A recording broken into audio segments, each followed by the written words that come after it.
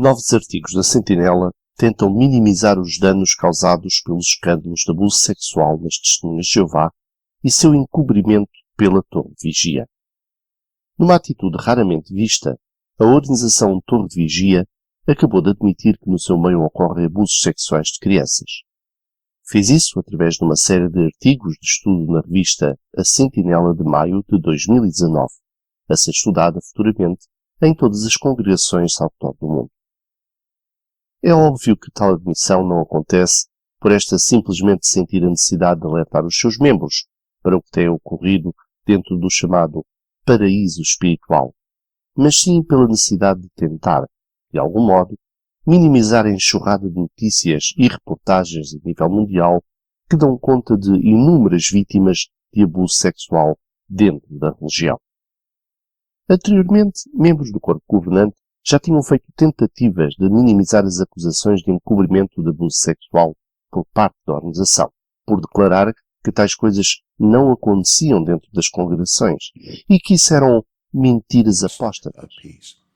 Another way we can contribute to the oneness, rejecting false stories that are designed to separate us from Jehovah's organization. As an example, think about the apostate-driven lies and dishonesties that Jehovah's organization is permissive toward pedophiles. I mean, that is ridiculous, isn't it? If anybody takes action against someone who would threaten our young ones and takes action to protect our young ones, it's Jehovah's organization. We reject outright such lies. Another example, not falling into the trap of fear of man. O corpo governante me pediu para falar de outro assunto que posso dizer como pai de 2 filhos, acho muito importante. O assunto é o abuso de crianças e os terríveis efeitos que isso pode causar nessas inocentes vítimas. Como organização, qualquer tipo de abuso infantil, físico, sexual ou emocional, para nós é detestável. Como deve saber, as Testemunhas de Jeová têm uma posição mais firme do que a maioria das pessoas sobre qualquer forma de imoralidade condenada pela Bíblia. Mas tirar vantagem de crianças inocentes é absolutamente desprezível. Como organização religiosa, nossa determinação é manter uma firme posição contra essa conduta. Estamos decididos a proteger as crianças de qualquer tipo de abuso. Nossa posição como organização é que toda possível vítima ou seus pais nunca devem ser desincentivados de relatar o acontecido às autoridades competentes. O abuso infantil tem sido uma prática em toda a Terra, em muitas culturas, já há milhares de anos. Mas foi só nos últimos 40 anos, mais ou menos, que a gravidade e o tamanho do problema se tornaram conhecidos. Isso porque hoje, agências do governo estão mais ativas em combater esse problema. Foram aprovadas leis que exigem que médicos e outros profissionais relatem qualquer caso que tomarem conhecimento. Antes, órgãos do governo, da educação e da religião eram, de certa forma, ingênuos quanto à gravidade e à complexidade da situação. Outros sabiam do problema e o encobriam. Qual é a nossa posição como organização? Quando a chamada nova moralidade se tornou popular há mais de 50 anos, a qual incluía relações sexuais entre jovens, nós condenamos esse comportamento com base nos infalíveis e eternos princípios bíblicos. Há mais de 30 anos, quando a questão do abuso infantil começou a ficar mais conhecida, publicamos uma revista Despertai de 22 de dezembro de 1982, que foi marcante. Ela trazia 5 artigos que falavam sobre o assunto de forma bem direta. O primeiro era a nova moralidade. Frangos e gaviões era o segundo artigo. Ela alertava sobre os homossexuais que exploravam e defendiam o direito de usar garotos para o sexo. Tenham vergonha. Abaixo do vídeo, na descrição do vídeo, encontrará links para artigos adicionais. É importante a leitura desses artigos. Especialmente a partir da exposição mediática que aconteceu a partir da Comissão Real Australiana, onde a filial australiana das Testemunhas de Jeová esteve no foco da investigação, milhões de testemunhas de Jeová se viram confrontadas com aquilo que consideravam impossível. As regras da Sociedade Torre de Vigia resultaram no encobrimento de pelo menos 1006 abusadores durante cerca de 60 anos, e cujos casos jamais chegaram ao conhecimento das autoridades. Vários membros da filial, incluindo um membro do corpo governante, foram questionados sobre as regras e políticas internas da organização com respeito a lidar com casos de abuso. An inquiry underway in Sydney, Australia has uncovered disturbing information about child abuse within the Jehovah's Witnesses. Church representatives revealed that more than 1,000 members have been identified as child sexual abusers since 1950. The Commission learned that of those hundreds of cases, none was reported to police. An elder testified that its church practiced not to report sexual abuse, but rather to adopt a scriptural response to allegations. As testemunhas de Jeová ficaram sabendo em pormenor que as regras da Torre de Vigia quanto a tratar tais casos de abuso incluíam contactar o departamento legal da filial assim que fosse relatado um caso de abuso e esperar que o departamento legal desse instruções de como agir. Criar uma comissão interna de investigação, onde os anciãos ouviriam a vítima menor e o acusado, tentando saber a versão de ambos e, em muitos casos, confrontando a vítima e o abusador no mesmo espaço físico, numa espécie de frente a frente. Os anciãos encarregados do caso eram, na esmagadora maioria dos casos, instruídos a não contactar as autoridades e até mesmo ocultar delas quaisquer informações que pudessem ajudá-las na investigação, usando para isso o chamado privilégio eclesiástico atribuído ao clero, onde a confissão é considerada sagrada e inviolável. Tem sido repetida vez após vez a tentativa de usar esta alegação de modo a evitar colaborar com as autoridades em todo o mundo. Nos casos em que o alegado abusador negou os factos, onde apenas a vítima alegava o abuso, os anciãos eram instruídos a deixar o assunto nas mãos de Jeová, usando aqui a chamada regra das duas testemunhas, que ainda se mantém em vigor atualmente.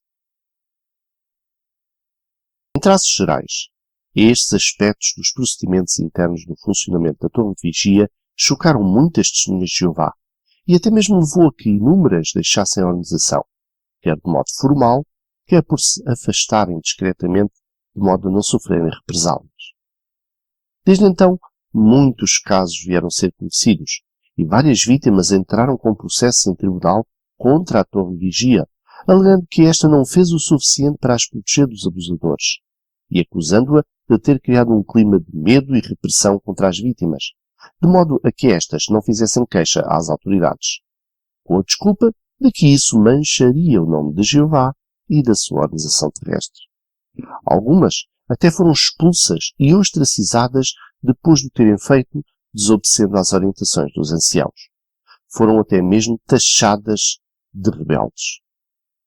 Já antes, este assunto vinha sendo exposto, especialmente numa reportagem da BBC, onde, em um dos melhores programas de investigação britânicos, Panorama, vários casos de abuso dentro das Testemunhas de Jeová foram expostos, assim como a sua política de encobrimento.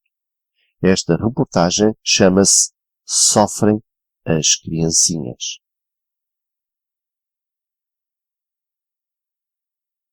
O caso de Candace Conti tornou-se também conhecido em todo o mundo, visto que esta jovem foi uma das primeiras a ter coragem de desafiar a Torre de Vigia, levando-a a tribunal e ganhando uma vitória retumbante contra ela.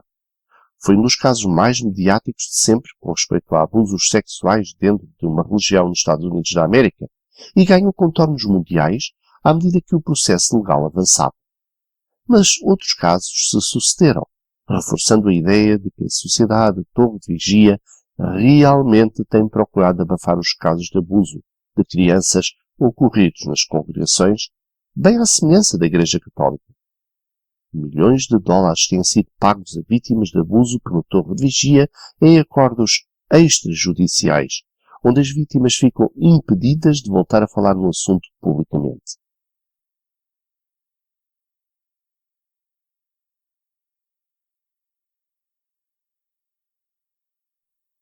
Podemos entender, então, por que a organização achou necessário abordar o assunto na sua principal revista. Na prática, a organização pretende dois objetivos: serenar os ânimos devido aos sucessivos escândalos de abuso sexual e mostrar que as suas políticas internas são razoáveis e visam proteger a vítima e não os abusadores. Como é hábito nestas situações, a organização usa de meias-verdades e bastante hipocrisia de modo a limpar a face da sujidade que ela tem criado. Ela também faz algo. Ela apenas fala das políticas que tem adotado desde a Comissão Real Australiana.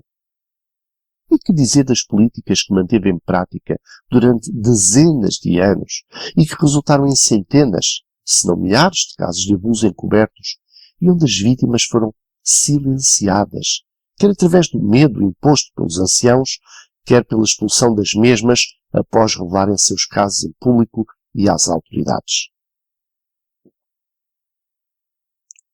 Passaremos agora a analisar os parágrafos dos artigos da revista Sentinela de março de 2019, que abordam o assunto dos abusos sexuais e a forma da organização lidar com eles. Primeiro, colocaremos os parágrafos em questão e depois um comentário sobre os mesmos. Qual é a função dos anciãos quando alguém comete um pecado grave? A função deles é diferente daquele que os anciãos e os juízes de Israel tinham. A lei mosaica dava autoridade a homens escolhidos para cuidarem não apenas de assuntos espirituais, mas também de desacordos e até de crimes. Mas, sob a lei do Cristo, o papel dos anciãos é cuidar apenas do lado espiritual do pecado. Eles reconhecem que resolver questões legais e crimes é um trabalho que Deus deu às autoridades do governo. São elas que têm o direito de impor penalidades como multas ou sentenças de prisão. Romanos 13, 1 a 4.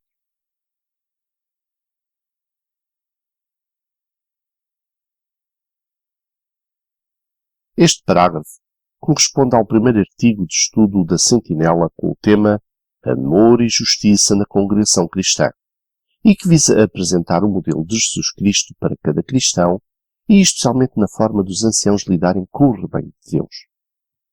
Debaixo do subtítulo Como é que os que têm autoridade devem tratar os outros, o parágrafo visa demonstrar que o papel dos anciãos resume-se a cuidar do lado espiritual do pecado e que qualquer matéria criminal compete às autoridades governamentais, tal como foi estabelecido por Deus.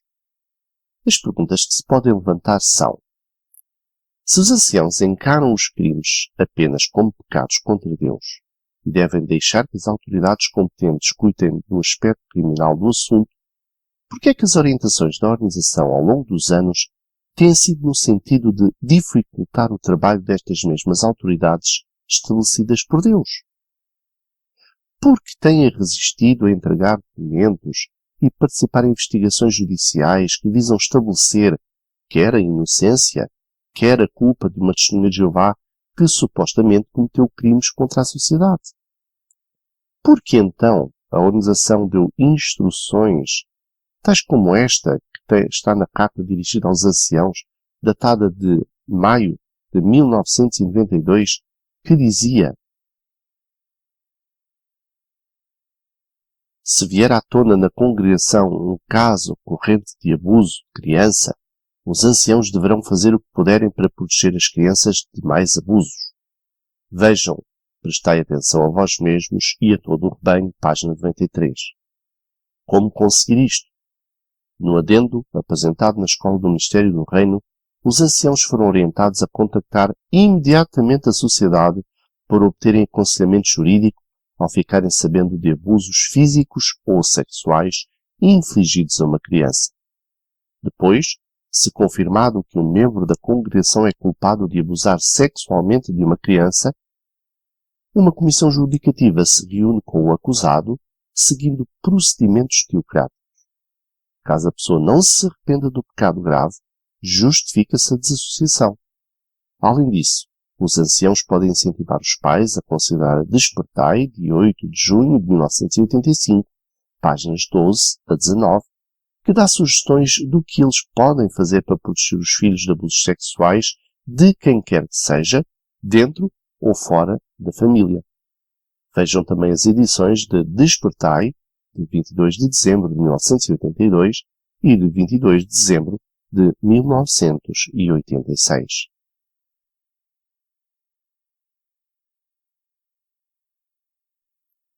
Por que a organização não orienta os anciãos a incentivar os pais a procurarem as autoridades, em primeiro lugar, de modo a que se faça justiça e haja uma verdadeira investigação ao caso de abuso, visto que eles apenas têm a obrigação de cuidar do aspecto espiritual dos envolvidos?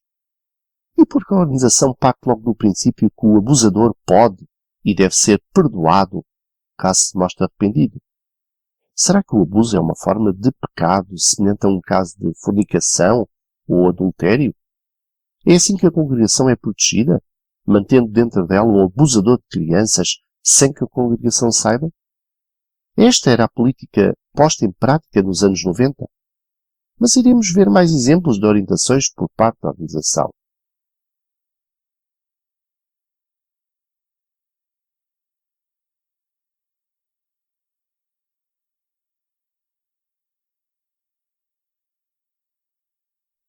Como é que os anciãos cuidam do lado espiritual do pecado? Eles usam a Bíblia para avaliar o assunto e tomar decisões. Eles lembram-se sempre de que a base da lei do Cristo é o amor. O amor vai fazer os anciãos analisar a seguinte questão: o que precisa de ser feito para ajudar aqueles na congregação que foram vítimas da ação errada de alguém? O amor também vai fazer com que os anciãos analisem o seguinte em relação ao pecador: será que ele está arrependido? O que pode ser feito para ajudá-lo a recuperar a sua amizade com Jeová?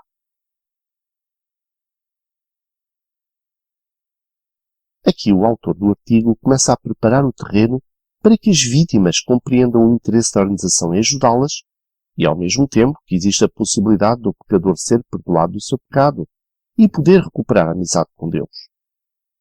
Isto mostra como os anciãos são levados à conclusão inicial de que algo cometido contra um irmão da congregação, por mais grave que seja, pode ser perdoado.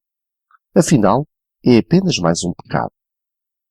É claro que, sendo perdoado, a vítima ficará na situação ingrata de ter de confrontar aquele que pecou contra ela, e a pressão de grupo e o medo de trazer vitupério ao nome de Jeová servirão de forte motivador para que a queixa não vá além de uma conversa com os anciãos. Afinal, é isso que tem acontecido por décadas. Passando para o segundo estudo da revista, com o tema Amor e Justiça ao lidar com a maldade, o artigo começa por dizer: Jeová Deus odeia todo tipo de maldade. Leia Salmo 5, 4, 6. Ele odeia o abuso sexual de crianças, um crime extremamente perverso e repugnante. Nós, que somos suas testemunhas, pensamos como ele. Abominamos o abuso de crianças e não o toleramos na congregação cristã. Romanos 12, 9, Hebreus 12, 15 e 16. Qualquer tipo de abuso de crianças vai totalmente contra a lei do Cristo. Gálatas 6, 2. Porquê? Como vimos no estudo anterior, a lei do Cristo, ou seja, tudo o que Jesus ensinou pelas suas palavras e pelo seu exemplo, tem como base o amor e promove a justiça. Obedecendo a essa lei, os cristãos verdadeiros fazem tudo o que podem para que as crianças se sintam protegidas e amadas. No entanto, o abuso sexual é uma prática errada e egoísta que faz a criança sentir que não está protegida e que não é amada.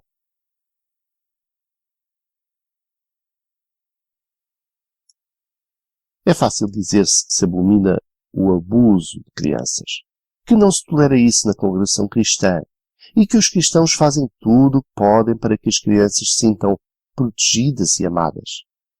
mas os factos mostram que isso não corresponde à verdade. A Comissão Real Australiana mostrou de modo taxativo como, vez após vez, as congregações das Testemunhas de Jeová foram instruídas pela filial a orientarem os anciãos a fazerem investigações particulares, substituindo-se às autoridades e não dando a devida credibilidade às vítimas. Várias vítimas queixaram-se de os seus testemunhos terem sido desvalorizados e até mesmo descredibilizados, num esforço de não se tratar devidamente do assunto. Ficam-se a saber que até mesmo vários abusadores confessos foram perdoados pelas comissões e acabaram por repetir os abusos. Alguns até mesmo foram reconduzidos a posições de autoridade nas congregações.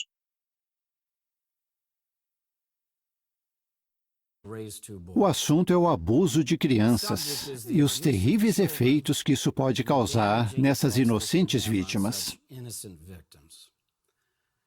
Como organização, qualquer tipo de abuso infantil, físico, sexual ou emocional, para nós é detestável.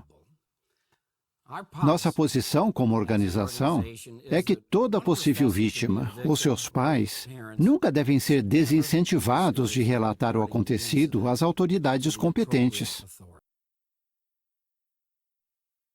Se isto é abominar o abuso de crianças e não tolerar tais abusos, só pode ser uma piada de mau gosto e o pisar em cima das vítimas que sofreram abusos e viram as suas vidas destruídas. A Comissão Australiana, logo após analisar o caso das Testemunhas de Jeová, elaborou um relatório preliminar sobre o caso e apresentou 77 sugestões acerca da forma como a Torre de Vigia lida com os casos de abuso. Estas 77 sugestões claramente demonstram que a organização não exerceu o suficiente cuidado e zelo em lidar com os abusos e não protegeu devidamente as vítimas, permitindo que os abusadores, dentro ou fora das congregações, continuassem seus abusos em anonimato.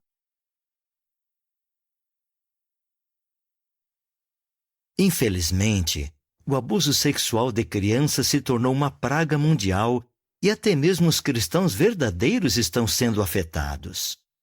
Como assim? O mundo está cheio de pessoas más e de impostores, e alguns deles tentam fazer parte da congregação. 2 Timóteo 3:13. Além disso, alguns que afirmam ser da congregação se deixaram levar por desejos pervertidos e abusaram sexualmente de crianças. Vamos analisar por que o abuso de crianças é um pecado tão grave. Depois, vamos ver o que os anciãos fazem quando ocorrem casos de pecados graves, como o abuso de crianças. Por fim, vamos saber o que os pais podem fazer para proteger seus filhos. A nota diz: entenda melhor. O abuso sexual de crianças acontece quando um adulto usa uma criança para satisfazer seus desejos sexuais. Pode incluir relação sexual, sexo anal ou oral, carícias nos órgãos genitais, seios ou nádegas e outros atos pervertidos. A maioria das vítimas são meninas, mas muitos meninos também sofrem abuso. Embora a maioria dos molestadores sejam homens, algumas mulheres também abusam de crianças. Fim da nota.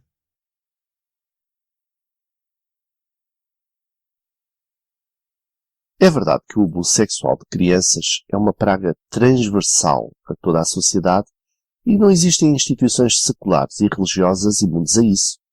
A questão é como tais instituições lidam com essa praga. Será que reconhecem o problema? Ou tentam minimizá-lo? Ou até mesmo ocultá-lo?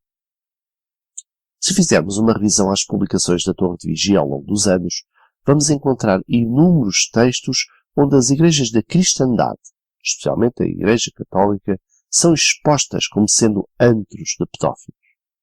Qualquer escândalo relativo à imoralidade sexual dentro da chamada cristandade era combustível para a sociedade Torre de Vigia usar como argumento na exposição da falsa religião e do enaltecimento da adoração pura. Sabemos bem como a Igreja Católica tem estado no centro dos escândalos de abuso sexual de crianças e a organização esforçou-se em expor isso até ao limite das suas forças. Pode-se perguntar: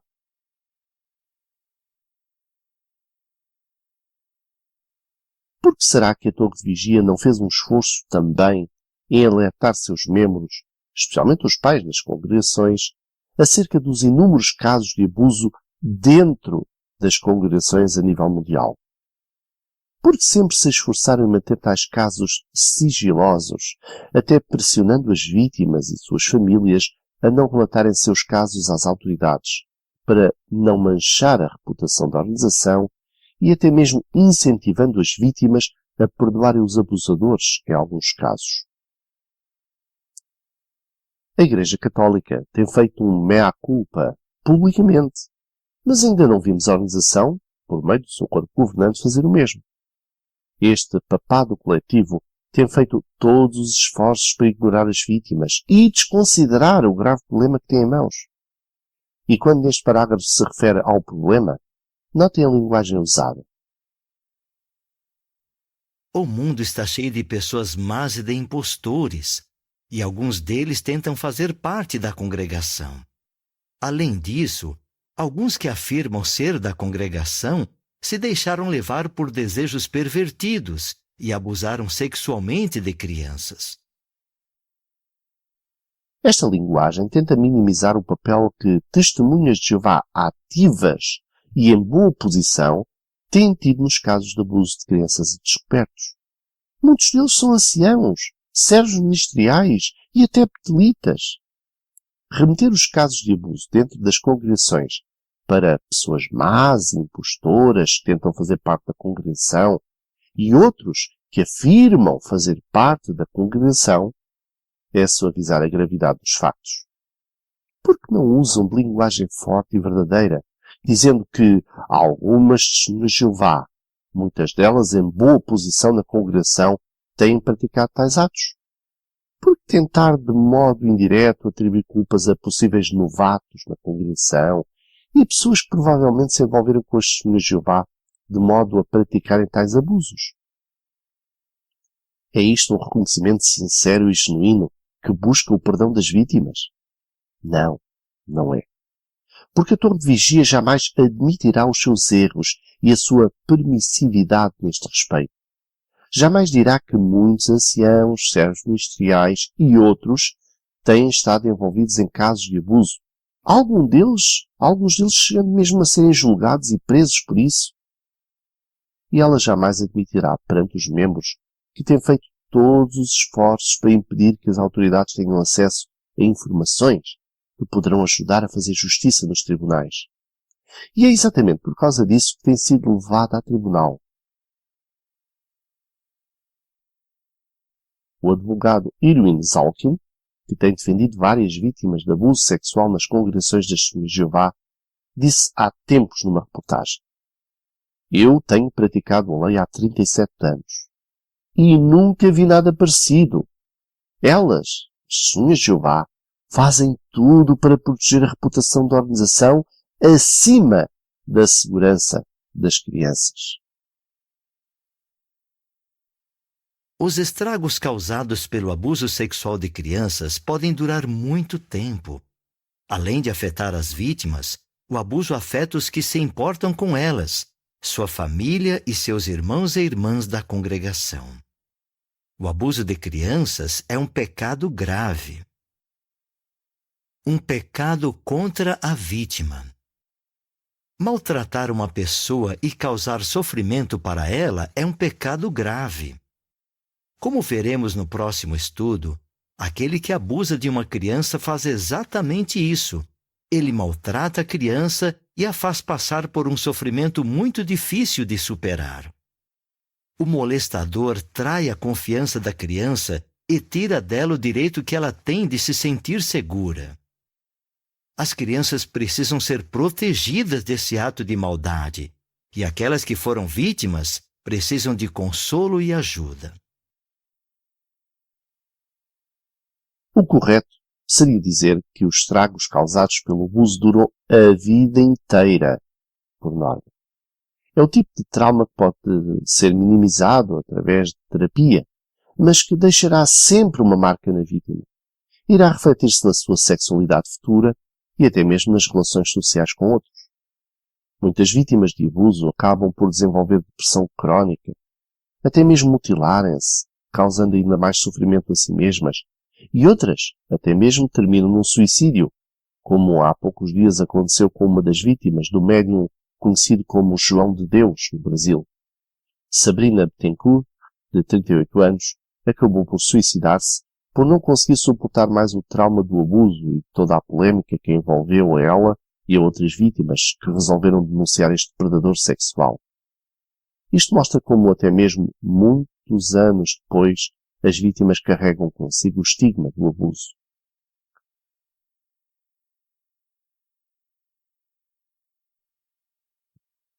Realmente as crianças nas congregações, assim como os seus pais, precisam ter a certeza de que os anciãos exercem o papel de pastores vigilantes sobre o rebanho e que farão tudo ao seu alcance para impedir que abusadores se aproveitem da ingenuidade e da ilusão dos membros, de que existe de facto proteção e ação firme com pessoas que têm más intenções. Mas os anciãos são meras peças de uma engrenagem muito mais complexa. Eles apenas podem atuar dentro dos limites que a organização lhes dá, devendo seguir as regras e políticas organizacionais de modo inquestionável. Por isso, em último caso, é esta organização que tem estabelecido políticas que visam o encobrimento e a falta de cooperação com as autoridades que deve ser chamada à razão e à justiça. Falar-se dos anciãos e do seu papel, sem perceber que eles apenas fazem o que lhes mandam fazer, é ignorar o modus operandi desta organização religiosa, cujas congregações por ela estabelecidas são verdadeiros franchisings religiosos. Um pecado contra a congregação. Quando alguém da congregação abusa de crianças, ele mancha a reputação da congregação. Isso é totalmente injusto com os milhões de cristãos fiéis que travam uma luta árdua pela fé. Judas 3.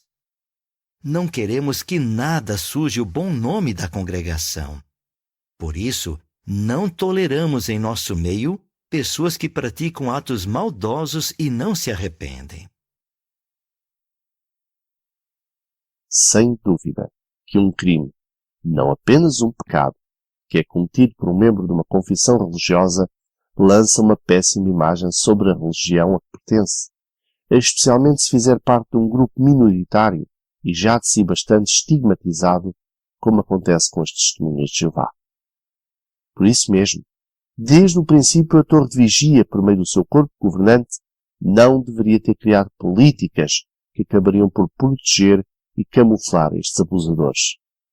Ser firme neste ponto teria evitado que pessoas com más intenções entrassem numa organização religiosa que já foi taxada de paraíso dos pedófilos, devido às suas regras, que permitem que tais predadores sexuais pratiquem suas parafílias. É realmente injusto para milhões de testemunhas de Jeová verem a sua fé ser arrastada para a lama, verem seus sacrifícios pessoais serem postos em causa, apenas porque os seus líderes resolveram dar mais importância à imagem da sua organização religiosa do que aos seus membros e, especialmente, às suas crianças. Se eu fosse testemunha de Jeová neste momento, teria vergonha de assumir-me como tal. Quanto mais se fosse ancião congregacional. Infelizmente, o artigo volta a repetir o mantra de sempre. Não toleramos em nosso meio pessoas que praticam atos maldosos e não se arrependem. Infelizmente, têm tolerado abusadores que fingem arrepender-se apenas para continuarem os seus abusos, ou têm ficado de braços cruzados, simplesmente porque a vítima não apresenta uma segunda testemunha do abuso. Agora sejamos sinceros. Sabe-se perfeitamente que um abusador sexual, um pedófilo, raramente deixa de abusar ou de alimentar o desejo sexual por crianças. Afinal, é uma parafilia enraizada na sua psique e que, na maioria dos casos, resulta em novos abusos, especialmente se permanecer em contacto direto com crianças. É por isso que, na maioria dos países, um pedófilo perde o direito de poder ter empregos ou atividades onde possa estar de modo constante e diário com crianças. O valor que se dá à segurança das crianças é superior ao direito do indivíduo de poder escolher a sua profissão. Mas, quando o abuso ocorre no seio religioso, ainda mais quando ocorrem confissões religiosas que são bastante herméticas e isoladas do exterior, o risco de ocorrerem novos abusos é exponencial. O contacto das testemunhas de Jeová é constante, seja durante as reuniões, seja em convívios particulares na comunidade, seja na atividade de pregação de porta em porta. Quando os anciãos perdoam um abusador e a congregação é mantida ignorante sobre o assunto, o perigo é real para os pais, porque estes confiam que dentro da congregação o ambiente é seguro para as suas crianças. Na verdade, pode não ser. Por mais cuidados de vigilância que os anciãos exerçam com respeito a um abusador que foi perdoado pela comissão judicativa, ou que tenha negado as acusações e esteja livre de uma acusação formal, existe o real perigo de uma outra criança vir a ser novamente abusada. Tais casos têm ocorrido com demasiada frequência, e não são tão poucos como isso. E que dizer dos abusadores sexuais que são expulsos apenas para serem readmitidos algum tempo depois? É insultuoso para uma vítima de abuso que seja mencionado aqui o perdão para um abusador, cuja ação sabe-se de antemão marcará fortemente a sua vítima para a vida. Mas mesmo que o abusador seja expulso, a questão permanece. Quem evitará que novas vítimas surjam na sociedade onde ele está inserido?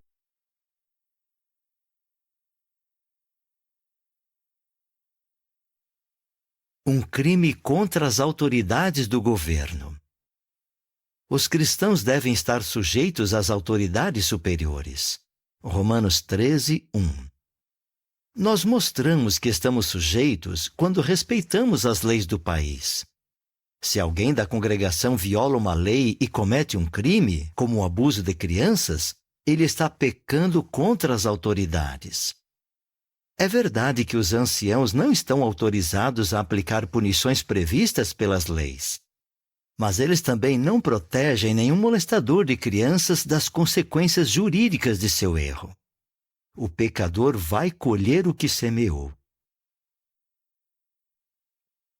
Infelizmente, os anciãos têm protegido abusadores das consequências das suas ações ao não reportarem tais abusos às autoridades competentes e ao resistirem em fornecer todas as informações necessárias ao apuramento dos factos a elas. E os anciãos fazem isso seguindo as orientações da Torre de Vigia, como se pode comprovar nos documentos existentes. A Torre de Vigia chegou ao ponto de pedir aos anciãos para destruírem documentos potencialmente comprometedores. Se isso não é proteger abusadores referenciados em seus documentos e arquivos, não sei o que será. Acima de tudo, um pecado contra Deus. Quando uma pessoa peca contra outra, ela também peca contra Jeová. Veja um exemplo na lei que Jeová deu aos israelitas. A lei dizia que o homem que roubasse seu próximo ou cometesse uma fraude contra ele estaria agindo de modo infiel para com Jeová. Levítico 6, 2 a 4. Da mesma forma, se alguém da congregação abusa de uma criança, tirando dela a segurança que ela deveria sentir, ele também está agindo de modo infiel para com Jeová. O molestador causa um enorme estrago na reputação de Jeová. Por isso, o abuso sexual deve ser visto como ele realmente é, como um pecado grave contra Deus. Mais uma vez, as palavras da organização não se harmonizam com os factos. Se o abuso sexual é um pecado grave contra Deus, e sabemos bem qual era a condenação para pecados de imoralidade, quando a lei mosaica estava em vigor, porque a organização ao longo dos anos não foi firme e exemplar ao tratar tais casos. Tratar um caso de abuso sexual não é a mesma coisa que um outro pecado bíblico, tal como adultério, fornicação, até mesmo o homossexualismo. O abuso sexual é um ato não consensual, ou pelo menos um ato praticado por alguém numa posição de poder em relação a uma criança que não tem maturidade para entender o que está acontecendo, ou um menor que não tem ainda a capacidade para resistir e dizer não. Sabemos que os abusadores, para além de estarem numa posição privilegiada de proximidade em relação às vítimas, são também pessoas sinuosas, envolventes e manipuladoras que procuram enredar a vítima de mimos, presentes e palavras de modo a que possam confiar neles e possam continuar com impunidade. Não é um pecado praticado por impulsividade no calor do momento, como pode acontecer entre dois adultos maduros que se desejam. Não. O abuso sexual é algo calculado e pensado, e raramente acontece de modo isolado. Desde que o pedófilo tenha fácil acesso à vítima, os abusos continuarão até que a vítima tome coragem para fazer a denúncia. Dificilmente o abusador parará por si mesmo. Sabendo tudo isso, a organização deveria desde cedo ter tido uma postura firme e inflexível em relação ao tratamento dado a predadores sexuais. Não apenas os expulsando quando tem bases para isso, mas alertando a congregação do perigo e as autoridades para que estas façam o seu trabalho de proteger a sociedade. Isto sim, demonstraria que a organização considera o abuso sexual como um pecado grave contra Deus.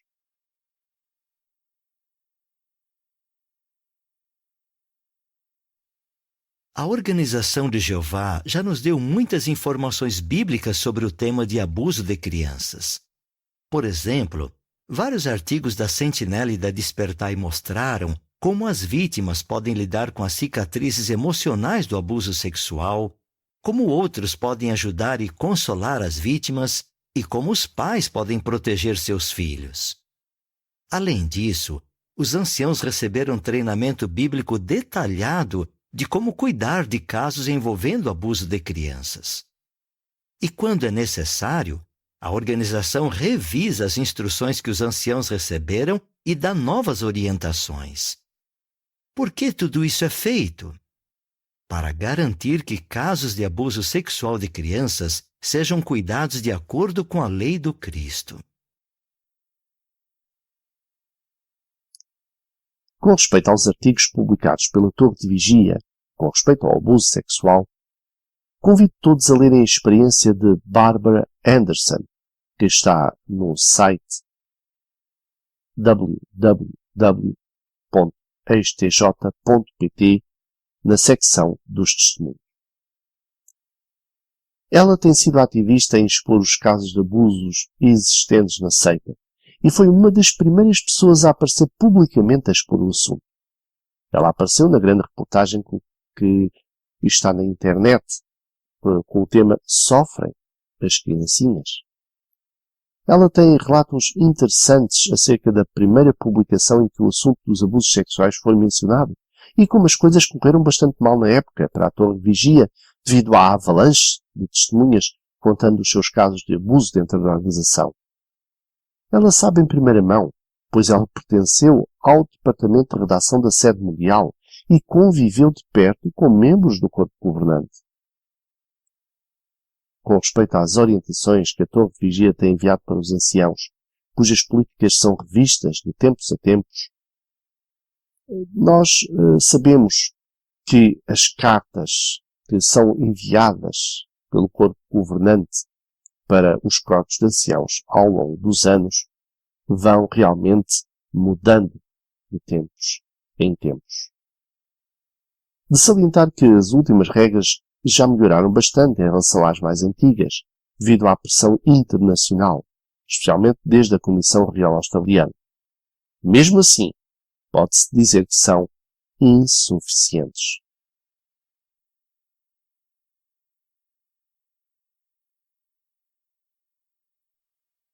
Os anciãos obedecem às leis que exigem que um suposto caso de abuso de crianças seja denunciado às autoridades? Sim. Em lugares em que existem leis assim, os anciãos seguem o que elas dizem. Essas leis não vão contra as leis de Deus. Por isso, quando os anciãos ficam sabendo de uma acusação de abuso sexual, eles imediatamente entram em contato com Betel para saber como agir de acordo com as leis. Os anciãos também vão explicar às pessoas envolvidas, a vítima, os pais dela ou qualquer um que ficar sabendo de um caso de abuso, que elas têm o direito de fazer uma denúncia às autoridades. Mas e se a denúncia for contra alguém da congregação e o assunto ficar conhecido na comunidade? Será que o cristão que fizer a denúncia deve achar que está manchando a reputação de Deus? Não. Afinal, quem manchou a reputação de Deus foi o molestador. Avançando no artigo e sob o subtítulo Como os anciãos cuidam de pecados graves, a organização divaga um pouco sobre o papel dos anciãos em dar apoio espiritual às vítimas e àqueles que cometem pecados graves, o que no contexto, obviamente, inclui um abusador sexual, procurando perceber nele sinais de arrependimento. É claro que é bem complicado para um simples humano perceber se a pessoa está realmente arrependida, ainda mais no caso de um abusador, que é por norma uma pessoa altamente manipuladora e sinuosa. Chegamos, por isso, aos parágrafos 13 e 14, que nos apresentam um quadro muito bonito da postura da Torre de Vigia, mas claramente falso. Por que se diz que é falso? Porque vez após vez a Torre de Vigia tem sido criticada e levada a tribunal porque não cumpriu com o seu dever de denunciar às autoridades. Na esmagadora maioria dos casos, isso não tem acontecido. Notem o comentário de John Redwood, um ativista dos Estados Unidos da América, que tem acompanhado de perto inúmeros casos em tribunal onde estão envolvidas testemunhas de Jeová que cometeram abusos sexuais e que foram encobertas pela Torre de Vigia. Ele diz: o último artigo de estudo da Torre de Vigia que trata do abuso infantil é revoltante. Testemunhas dizem que os anciãos cumprem as leis seculares em lugares onde tais leis existem. Isto foi provado falso vez após vez. Apenas no ano passado, uma congregação das Testemunhas de Jeová entrou em litígio com o estado de Delaware, que multou as Testemunhas de Jeová em $10.000 por incapacidade de denunciar o abuso infantil deste estado de notificação obrigatória. A sede da Torre de Vigia foi cúmplice neste caso e, de facto, argumentou que o privilégio do clero se aplicava e que os anciãos não deveriam ter relatado nada às autoridades. O estado de Delaware discordou e com razão. Em Montana, um júri concedeu a uma vítima $35 milhões em sua ação judicial contra a Torre de Vigia, na qual o juiz determinou, antes do julgamento, que os anciãos e a Torre de Vigia quebraram a lei de denúncia obrigatória de Montana. Eu pessoalmente falei com o principal advogado da Torre de Vigia poucas semanas após o julgamento e ele me disse que o juiz quebrou a lei nesse caso e que aqueles anciãos não tinham o direito nem o dever de denunciar esse abuso infantil. E sim, eu tenho isso documentado e quando for a hora certa vou disponibilizar a evidência. A Torre de Vigia está tentando controlar os danos agora e espera consertar o barco.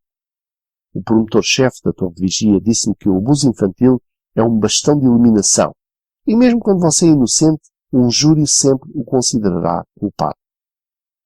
A Torre de Vigia deseja enfatizar a diferença entre crime e pecado, afirmando que os anciãos lidam com o pecado e a lei lida com o crime.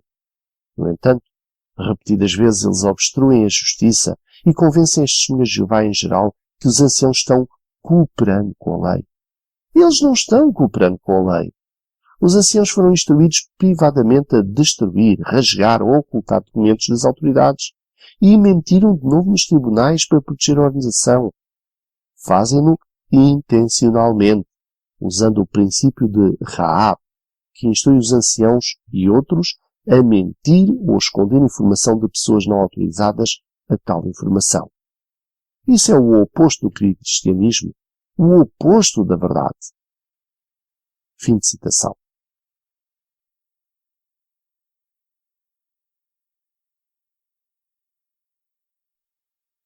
Já coloquei aqui várias reportagens que corroboram estas afirmações. John Wood colabora no site que contém inúmeros artigos pormenorizados com muitos mais casos flagrantes de negligência, encobrimento e oposição da Torre de Vigia na cooperação com as autoridades em relação a casos de abuso sexual por testemunhas de Jeová. Esta frase do parágrafo também revela algo. Por isso, quando os anciãos ficam sabendo de uma acusação de abuso sexual, eles imediatamente entram em contato com Betel para saber como agir de acordo com as leis.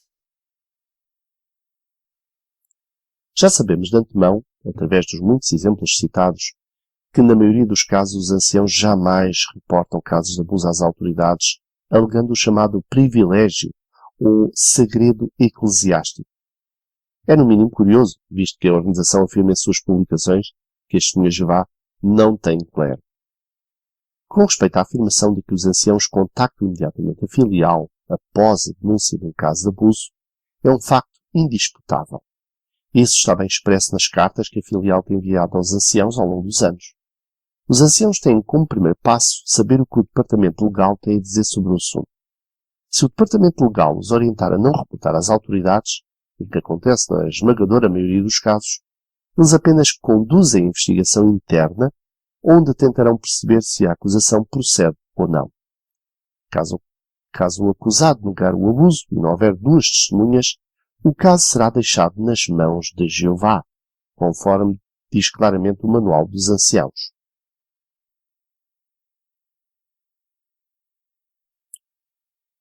Se a acusação envolver abuso sexual de menores e a vítima ainda for menor, os anciãos deverão entrar em contato com o escritório antes de agendar a reunião com o menor e o acusado. Se o acusador ou o acusado não estiverem dispostos a se reunir com os anciãos, ou se o acusado continuar a negar a acusação de uma única testemunha e a transgressão não tiver sido comprovada, os anciãos devem deixar o caso nas mãos de Jeová. Os anciãos que investigam o caso devem fazer um relatório, assiná-lo, colocá-lo em envelope lacrado e guardá-lo no arquivo confidencial da congregação. Evidências adicionais podem surgir mais tarde, esclarecendo o assunto. Com respeito ao parágrafo 14, encontramos aqui uma clara melhoria em relação a orientações anteriores. Uma das principais críticas da Comissão Real Australiana foi que os anciãos não incentivavam as vítimas a fazerem a denúncia às autoridades, mostrando que não haveria quaisquer represálias caso o decidissem fazer. O Manual dos Anciãos diz sobre o assunto. Abuso de menores é crime. Nunca sugiram a uma pessoa que deixe de denunciar um suposto caso de abuso de menores à polícia ou outras autoridades. Se lhe perguntarem, deixe claro que fazer isso é uma decisão pessoal e que não há sanções congregacionais, seja qual for a decisão. Os anciãos não devem criticar alguém que faz esse tipo de denúncia às autoridades. Se a vítima desejar fazer uma denúncia, ela tem todo o direito de fazer isso. Gálatas 6:5. Desde então, a organização reveu esse ponto e, na sua última carta, pede para os anciãos tomarem a iniciativa em informar as vítimas e a família de que têm toda a liberdade em denunciar junto das autoridades, seja o abusador de testemunha de Jeová ou não. A carta de 1 de setembro de 2017 diz de modo claro aos anciãos: assim, a vítima, os pais da vítima ou qualquer outra pessoa que relatar aos anciãos um suposto caso de abuso devem ser informados de maneira clara de que têm o direito de relatar o assunto para as autoridades. Os anciãos não devem criticar ninguém que decidir relatar o assunto às autoridades. Gálatas 6:5.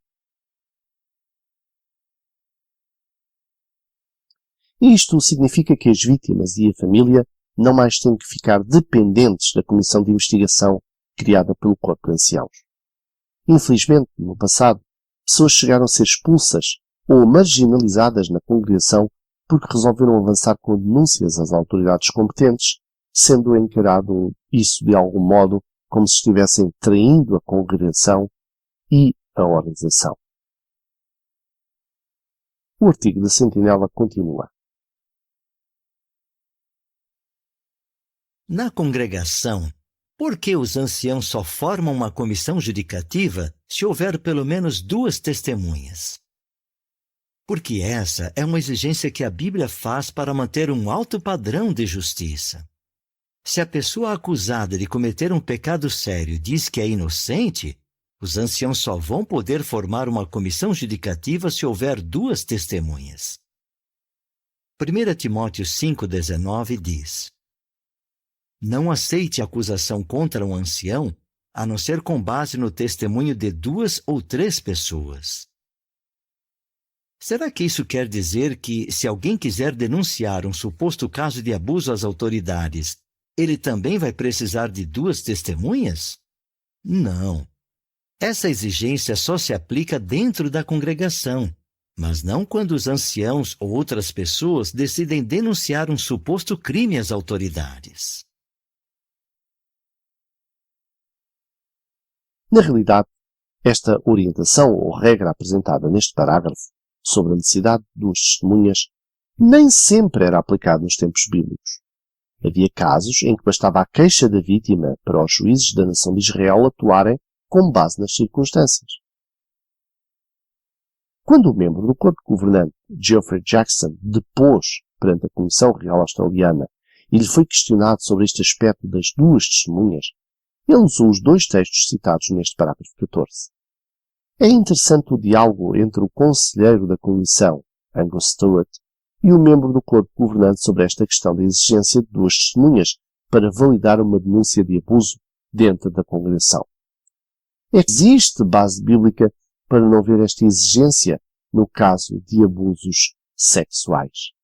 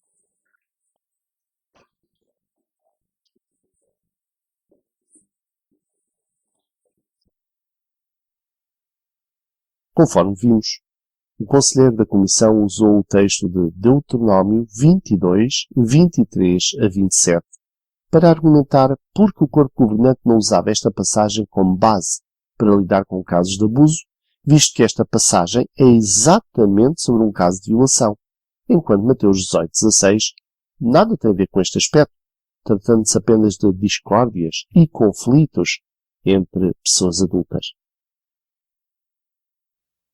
Caso haja uma virgem, noiva de um homem, e um homem realmente a achou na cidade e se deitou com ela, então tendes de levar ambos para fora ao portão daquela cidade e tendes de matá-los a pedradas, e eles têm de morrer, a moça por não ter gritado na cidade, e o homem por ter humilhado a esposa de seu próximo. Assim tens de eliminar o mal do teu meio. Se, porém, foi no campo que o homem achou a moça que era noiva, e o homem a agarrou e se deitou com ela, então só o homem que se deitou com ela tem de morrer, e não deves fazer nada à moça. A moça não tem pecado que mereça a morte, pois, assim como um homem se levanta contra seu próximo e deveras o assassina, sim, uma alma, assim é neste caso. Porque foi no campo que a achou. A moça que era noiva gritou, mas não houve quem a socorresse. Observando o diálogo entre o conselheiro e o membro do corpo governante, percebe-se como este último foi apanhado de surpresa com uma passagem bíblica que, de facto, refere-se a um caso de violação e onde a lei mosaica não exigia duas testemunhas do abuso. As circunstâncias eram suficientes como evidência, além de outros possíveis sinais ou marcas físicas da violação, como é óbvio. A teimosia em usar textos que nada têm a ver com abusos sexuais e, ao mesmo tempo, ignorar uma passagem clara sobre uma violação sexual onde não seria requerida uma segunda testemunha, deixou o conselheiro da Comissão claramente abismado e certamente surpreende qualquer pessoa de bom senso e amante da verdade. Isso mostra como a organização não tem interesse em lidar de modo prático e bíblico com estes casos, mas interessa-lhe colocar entraves no processo. Ela reforçou esta posição perante a comunidade no programa JW Broadcast de novembro de 2017, onde foi dito de forma dogmática sobre esta atual posição da Torre de Vigia sobre a regra das duas testemunhas no caso de abuso sexual de crianças. Qual é uma outra circunstância que pode facilmente abalar a nossa fé se nós não estivermos alertas? Está relacionada com os apóstatas. Imaginem que apóstatas estão a falar sobre um assunto e a tentar usar isso contra nós. Tanto os média como outros estão a fazer o mesmo. Tem a ver com a base bíblica para termos duas testemunhas para tomarmos uma ação judicativa quando não existe uma confissão. Se abrirmos as nossas Bíblias em Deuteronômio 19:15, vamos notar que o nosso raciocínio está bem fundado. O texto em Deuteronômio 19:15 é muito claro. Diz: uma só testemunha não é suficiente para condenar alguém por causa de qualquer erro ou pecado que ele tenha cometido. A questão deve ficar estabelecida com base no depoimento de 2 ou 3 testemunhas. É muito claro, não é? Não podemos estabelecer uma comissão judicativa com base numa única testemunha. Mas agora ouçam. Isto é o que os apóstatas dizem. Mas notem que o Antigo Testamento também diz que os adúlteros devem ser apedrejados. Visto que hoje em dia vocês não fazem isso, por que é que se apegam à regra das 2 testemunhas? Notem que, se não formos cuidadosos, eles podem confundir-nos. Temos de pensar bem sobre o assunto. Como podemos fazer isso? Vamos a Mateus capítulo 18, versículo 16. Obviamente, sabemos que Jesus estabeleceu o arranjo cristão. Notem o que ele disse. Mateus 18:16 diz: Porém, se não te ouvir, leva contigo mais 1 ou 2, para que, com base no depoimento de 2 ou 3 testemunhas, toda a questão seja estabelecida. Jesus indica claramente que são necessárias 2 testemunhas. Mas isso não significa que, se só houver uma testemunha, não haja consequências para um infrator. Pode haver, dependendo da situação, mas as Escrituras são muito claras. Antes de se formar uma comissão judicativa, tem de existir uma confissão ou então 2 testemunhas. Nós nunca iremos mudar a nossa posição baseada na Bíblia sobre este assunto. Jeová deu-nos a habilidade de raciocinar cuidadosamente sobre os assuntos. Portanto, façamos a nossa parte e não permitamos que a nossa fé seja facilmente abalada. Podemos assim ter a confiança de que Paulo falou em 2 aos Tessalonicenses 3:5, quando disse: Que o Senhor continue a guiar com êxito o vosso coração ao amor a Deus e à perseverança pelo Cristo. Aqui, mais uma vez, o orador passa por cima da passagem citada pelo conselheiro da Comissão Real Australiana em Deuteronômio 22, 23 a 27. Desvia o foco para o argumento dos chamados apóstatas, que supostamente usam o argumento dos adúlteros não mais serem apedrejados. Na prática, ele usa a falácia do homem de palha, por focar-se num argumento lateral ou que nem devia ser chamado para o assunto, de modo a provar o ponto. Mais uma vez se pode afirmar que as palavras de Jesus tinham a ver com desavenças entre adultos e não casos de abuso ou violação. Quanto a isso, a lei mosaica era clara e, sem dúvida, que Jesus sabia exatamente o que esta dizia sobre o assunto. Quando alguém da congregação é acusado de abusar de uma criança, os anciãos vão fazer o que as leis exigem. Daí, de acordo com a Bíblia, eles vão investigar para saber se vai ser necessário formar uma comissão judicativa. Se a pessoa negar a acusação, os anciãos vão levar em conta o depoimento de testemunhas. Se houver o depoimento de pelo menos 2 pessoas, daquela que fez a acusação e de outra que puder comprovar que o acusado cometeu esse ou outros atos de abuso de crianças, os anciãos poderão formar uma comissão judicativa. A nota diz: os anciãos nunca vão exigir que uma criança esteja presente quando forem conversar com o acusado de molestá-la. Um dos pais ou outro adulto em quem a criança confia pode servir como porta-voz dela. Isso vai poupar a criança de passar por mais sofrimento. Fim da nota. Mas e se não houver uma segunda testemunha? Será que isso quer dizer que a pessoa que faz a acusação está mentindo? Não. Mesmo que uma pessoa não possa ser acusada de um pecado porque não há 2 testemunhas, os anciãos sabem que o acusado pode ter cometido um pecado grave, um que prejudica muitos outros. Os anciãos vão dar ajuda contínua para qualquer pessoa que talvez tenha sido prejudicada. Além disso, eles vão ficar atentos ao suposto molestador para garantir que a congregação fique protegida do perigo. Infelizmente, não é verdade que os anciãos fazem sempre o que a lei exige. Isso vai depender das orientações que vierem do departamento legal, como já vimos. A sociedade chega ao ponto de querer ser ela a determinar se o abusador pode ser considerado ou não um predador sexual.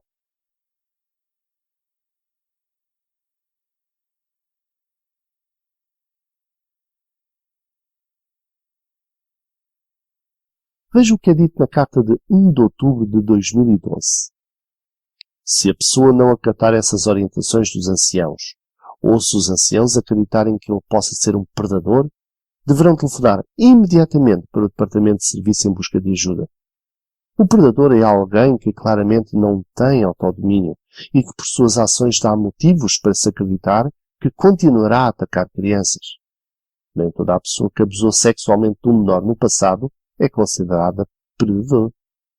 O escritório, e não os anciãos locais, é que determina se a pessoa que abusou sexualmente de menores no passado será considerada um predador. Se o escritório determinar que a pessoa deve ser considerada um predador, os pais com filhos menores precisarão ser alertados do perigo existente para que possam proteger seus filhos.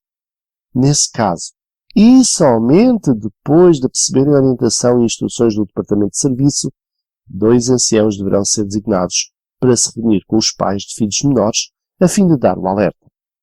Ao mesmo tempo em que os pais são alertados sobre certo indivíduo, é apropriado que os anciãos informem a essa pessoa que os pais na congregação serão discretamente informados.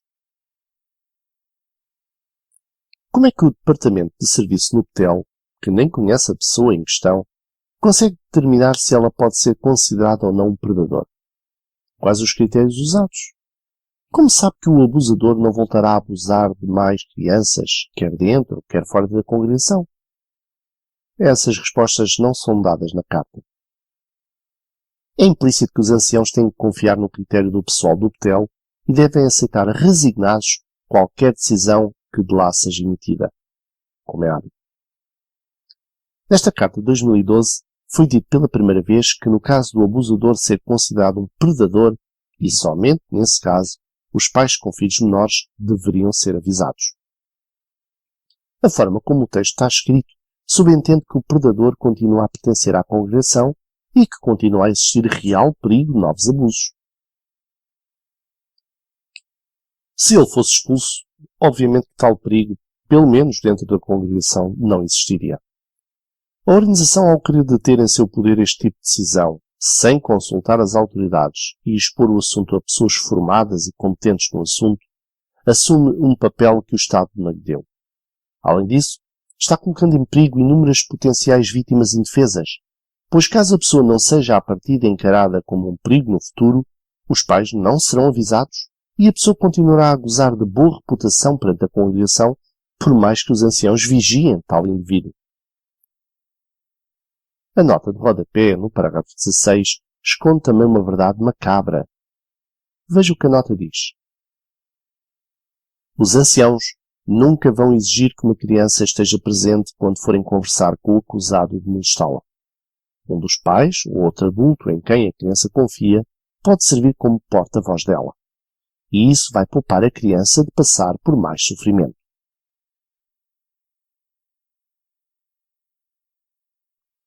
Qual é a verdade macabra por detrás desta nota de rodapé? Na verdade, até recentemente, tem sido prática das comissões de investigação, em casos de abuso sexual de crianças e outros casos, colocar a vítima do abuso em confronto com o abusador.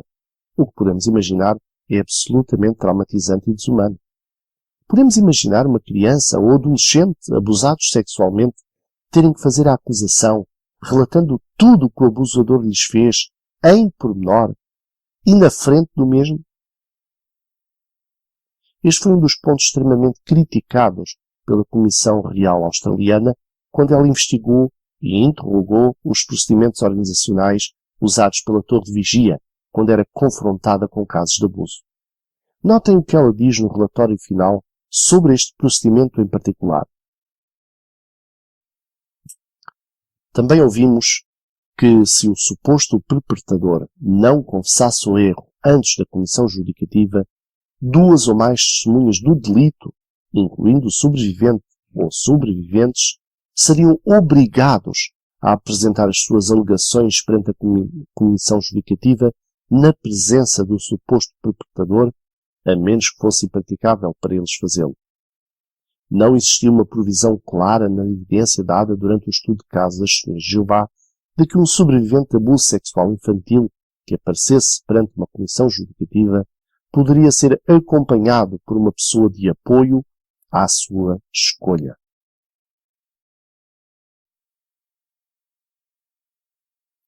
Esta prática de confronto entre a vítima e o abusador ficou bem patente durante o interrogatório do conselheiro da comissão com representantes da Torre de Vigia. Notem o que aconteceu a certa altura. O representante da Watchtower, Sr. O'Brien, disse ao promotor que não poderia responder pelo que foi dito por Geoffrey Jackson, membro do corpo governante, sobre se este fez algo para permitir mudanças em apoio às vítimas. Stewart destacou a Spinks que este havia-lhe fornecido no passado documentos obsoletos e já substituídos. Spinks disse confundido: Sr. Stewart, isto não é assim. Stewart indicou que as vítimas de abuso vêm-se obrigadas a enfrentar os abusadores e que a Watchtower, porém, não abordar esta preocupação da Comissão Real. Spinks lhe disse que uma carta de correção havia sido feita, mas que ainda não havia sido enviada e não tinha sido anexada no corpo do Manual dos Anciãos. Ele afirmou que a correção seria disponibilizada online, mas que ainda não estava disponível. O promotor destacou a falta de transparência de todo este procedimento.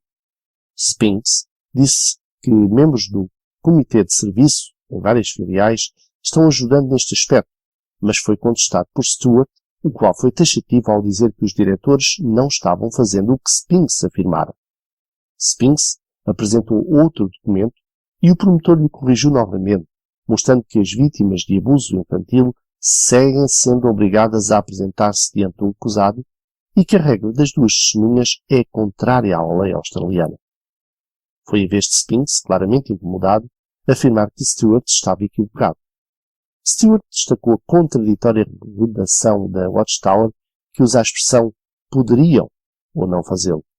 Interrogado, Spinks disse que há monitoramento do cumprimento destas normas das congregações. Stewart disse que a Comissão Real considerou insustentável que as vítimas das testemunhas de Jeová se vissem obrigadas a permanecer associadas na mesma congregação com seus abusadores.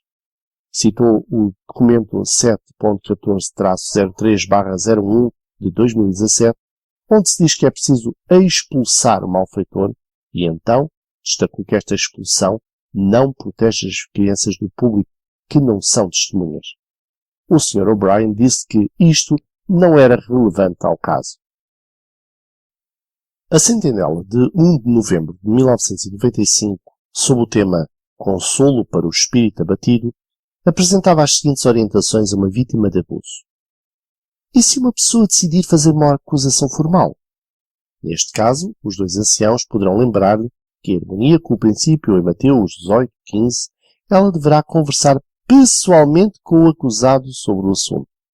Se não estiver em condições emocionais de confrontar o acusado, poderá telefonar-lhe ou enviar-lhe uma carta. Assim, ele tem a oportunidade de defender-se da acusação perante Jeová. E pode até apresentar evidências de que é impossível que tenha cometido o abuso de que é acusado. Ou talvez confesse o erro e possa haver uma reconciliação, o que seria muito positivo. Se ele confessar a culpa, os dois anciãos poderão tratar do assunto em conformidade com os princípios bíblicos. Assim, torna-se claro que esta nota de rodapé reflete novas orientações que foram postas em prática a partir da ocasião da Comissão Real Australiana. Por isso é que na carta de 1 de agosto de 2016, a Torre de Vigia instruiu os anciãos dizendo: investigação das acusações. Os anciãos talvez sejam informados de uma acusação de abuso sexual de menores diretamente pela vítima, por meio dos pais da vítima ou por meio de um confidente da vítima. Depois de ter recebido orientações do escritório jurídico e do departamento de serviço, o corpo de anciãos deve designar 2 anciãos para fazer uma investigação bíblica do caso, toda a vez que surgir uma acusação de abuso sexual do menor. Esses anciãos devem seguir as orientações e os procedimentos bíblicos explicados nesta carta e no livro Pastoreiem, principalmente no capítulo 5. Os anciãos precisam ter em mente que não se deve exigir que a vítima de abuso sexual de menores faça sua acusação na presença do acusado, nem durante o processo de investigação, nem durante a audiência judicativa. Se surgir um caso excepcional em que os 2 anciãos acham que vai ser necessário fazer perguntas a um menor que foi vítima de abuso sexual, os anciãos devem primeiro contactar o Departamento de Serviço. Somente depois da Comissão Real Australiana e suas críticas às políticas organizacionais é que a organização reviu este procedimento de confrontar vítimas e abusador, o que mostra a falta de sensibilidade dos homens que lideram esta organização religiosa. Mas a forma como está escrita a nota de rodapé dá a entender às testemunhas de Jeová que este procedimento sempre foi assim, o que é completamente falso. Para que serve a comissão judicativa? O termo judicativa não quer dizer que os anciãos julgam se um molestador deve ou não ser punido pelas autoridades por ter cometido um crime. Os anciãos não se envolvem em aplicar as punições previstas pela lei. Isso é função das autoridades do governo. O que os anciãos fazem é julgar ou decidir se uma pessoa pode ou não continuar fazendo parte da congregação. A função dos anciãos numa comissão judicativa é espiritual, religiosa. Eles vão usar a Bíblia para julgar se o molestador está arrependido ou não. Se não estiver arrependido, ele será desassociado e os anciãos vão dar um anúncio na congregação. Se o molestador estiver arrependido, ele poderá continuar na congregação. Mas os anciãos vão informá-lo de que ele não vai poder ter nenhum privilégio na congregação, talvez por muitos anos ou até pelo resto da vida.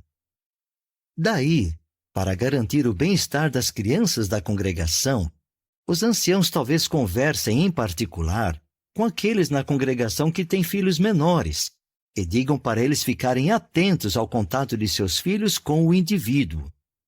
Ao mesmo tempo, os anciãos não vão revelar aos pais quem foram as vítimas da pessoa arrependida. Sim, a Comissão Judicativa é um tribunal eclesiástico à porta fechada, e normalmente sem testemunhas de defesa e sem mais ninguém que possa testemunhar a imparcialidade do julgamento. É bastante similar na sua forma ao julgamento feito com Jesus antes de ser morto pelo Sinédrio judaico. Ao contrário do que acontecia debaixo da lei mosaica, onde todos os casos eram avaliados e julgados pelos juízes de Israel publicamente, junto aos portões da cidade, para garantir a imparcialidade do julgamento, as testemunhas de Jeová usam um método secreto, inquisitorial e muitas vezes manifestamente desumano de tribunal. Notem como um estudo perspicaz das Escrituras, editado pela Torre de Vigia, explica a forma como eram realizados os julgamentos no Antigo Israel. Sob o verbete Tribunal de Justiça, diz: o tribunal local ficava no portão da cidade. O termo portão refere-se ao espaço aberto dentro da cidade, próximo do portão. Os portões eram locais em que se lia a lei para o povo congregado e onde se proclamavam ordenanças. No portão era fácil conseguir testemunhas por uma questão cível, tal como venda de propriedades e assim por diante, visto que a maioria das pessoas entrava ou saía pelo portão durante o dia. Também a publicidade que teriam os julgamentos realizados no portão tenderiam a influenciar os juízes a ter cuidado e a ser justos nos trâmites do julgamento e nas decisões. Evidentemente, havia um local perto do portão em que os juízes podiam presidir de modo confortável.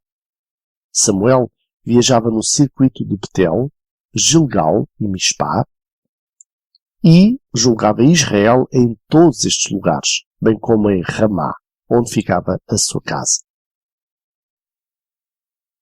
Como se pode ver, o sistema judicial no antigo Israel, e que depois também foi passado para a congregação cristã, era transparente. As pessoas eram julgadas ou avaliadas sem que houvesse sombra de dúvida sobre os atos errados que tinham praticado, e assim a justiça aplicada estaria de acordo com tais atos. Atualmente, as testemunhas de Jeová ficam completamente alheias ao processo judicativo, e quando a pessoa é expulsa da congregação, ninguém sabe as razões. E muitas vezes a tagarelice leva a que as pessoas inventem histórias e suposições sobre as razões que levaram a isso. Até mesmo quando alguém decide sair de livre vontade, quando se dissocia, ninguém fica sabendo disso.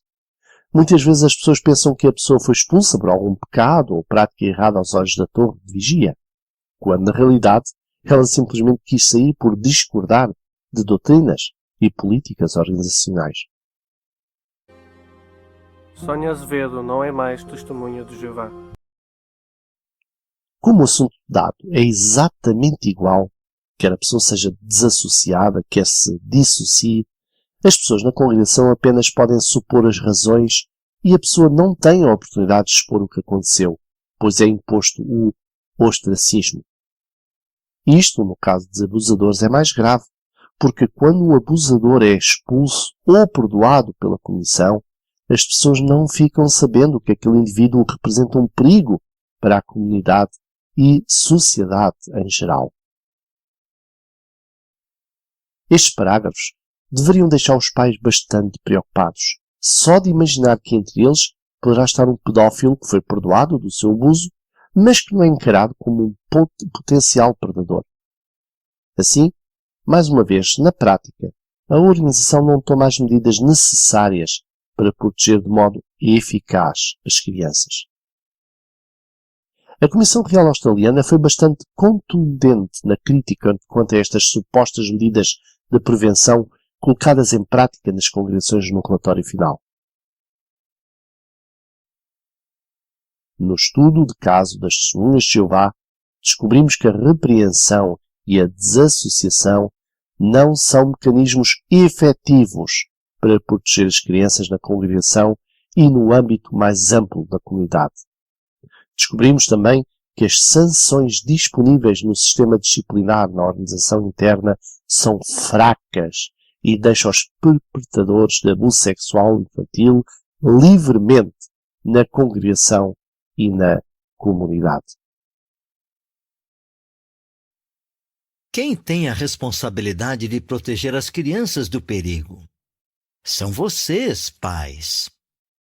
A nota diz: as informações aqui também se aplicam àqueles que têm a guarda legal de uma criança ou que são responsáveis por cuidar de um menor de idade. Fim da nota. Lembrem-se que seus filhos são um presente precioso que Deus confiou a vocês. São uma herança de Jeová. Salmo 127, 3. Vocês são responsáveis por cuidar desse presente. Como vocês podem proteger seus filhos do abuso sexual? Primeiro, busquem informações sobre abuso de crianças. Aprendam que tipos de pessoas costumam abusar de crianças e que táticas eles usam para enganá-las. Fiquem atentos a pessoas ou situações que podem ser perigosas. Lembrem-se que, na maioria dos casos, o molestador é alguém que a criança já conhece e em quem ela confia. Segundo, tenham uma boa comunicação com seus filhos. Isso inclui saber escutar quando eles falam. Lembrem-se que as crianças geralmente sentem medo de contar que foram abusadas. Elas talvez achem que ninguém vai acreditar nelas, ou tenham sofrido ameaças do molestador para não contar a ninguém o que aconteceu. Se vocês sentirem que alguma coisa está errada, façam perguntas bondosas para ajudar a criança a abrir o coração. E enquanto ela estiver falando, escute com paciência. Terceiro, ensinem seus filhos. Levando em conta a idade de seus filhos e o que eles conseguem entender, ensinem o que eles precisam saber sobre sexo. Ensinem também o que eles devem falar e fazer caso alguém tente tocá-los de forma inapropriada. Usem as informações que a organização já nos deu sobre como proteger os filhos. Nos parágrafos finais deste artigo, a Torre de Vigia aponta os pais como os verdadeiros responsáveis em proteger as crianças dos perigos. Embora seja verdade que os pais são os verdadeiros responsáveis por tudo o que diz respeito aos seus filhos, a organização não pode colocar-se de parte nesta parte. Afinal, todos os membros da comunidade acreditam que vivem num ambiente protegido e propício para o desenvolvimento físico e mental de seus filhos, o chamado paraíso espiritual, tão propagado pela Torre de Vigia ao longo dos anos. Se a organização Torre de Vigia esconde dos pais que tal ambiente não é assim tão protegido e imune a pessoas mal intencionadas, algumas delas exercendo cargos de responsabilidade dentro da congregação, como é que os pais poderão fazer tudo ao seu alcance para proteger seus filhos? Imagina o que é existir um abusador na congregação, que, tendo sido perdoado numa comissão ou tendo negado o abuso, mantém a sua boa posição entre os irmãos. Acha mesmo que os pais vão desconfiar que algo não está bem com essa pessoa, especialmente se não houver uma denúncia nas autoridades? É simplesmente imoral que os pais sejam colocados nesta posição. Os conselhos dados nos parágrafos 20 a 22 são ótimos conselhos para aplicar nas relações em sociedade. Mas será que têm efeito dentro da congregação? Será que pais que confiam nos membros da congregação como sendo pessoas íntegras e tementes a Deus vão agir de modo suspeitoso com estas? Dificilmente. Nós, testemunhas de Jeová, encaramos o abuso sexual de crianças como um pecado grave e um crime extremamente maldoso. Seguindo a lei do Cristo, as nossas congregações não protegem os molestadores das consequências de seus pecados. Mas e as vítimas? O que podemos fazer para ajudar aqueles que sofreram abuso sexual? É isso que vamos ver no próximo estudo. O parágrafo final volta a reforçar a ideia de que as testemunhas de Jeová são proativas na forma como tratam casos de abuso sexual de crianças. O historial de casos de abuso dentro da organização Torre de Vigia, os milhões de dólares já pagos a dezenas de vítimas de abuso, os sucessivos escândalos envolvendo tais casos e a resistência da organização em colaborar com as autoridades provam que ela não tem cumprido o seu papel de modo exemplar. A Sociedade Torre de Vigia tem feito exatamente o mesmo que outros grupos religiosos, procurando manter uma imagem limpa e impoluta, ao mesmo tempo que tem varrido para debaixo do tapete anos de políticas erradas, incoerentes, profundamente imorais e hipócritas na forma de lidar com as vítimas e os abusadores. É positivo que esteja mudando as regras e que finalmente coloque por escrito matéria sobre este assunto, que certamente fará as testemunhas de Jeová mais atentas a ponderarem bem a facilidade com que deixam os seus filhos com alguém dentro da congregação. Mas como vimos, as políticas ainda são insuficientes e muitas vezes injustas para as vítimas. Além do mais, os anciãos serem orientados a telefonar para a filial em vez de para a polícia revela como a Torre de Vigia está mais preocupada em manter limpa a sua imagem do que em proteger as pessoas na congregação, em especial as crianças e menores de idade.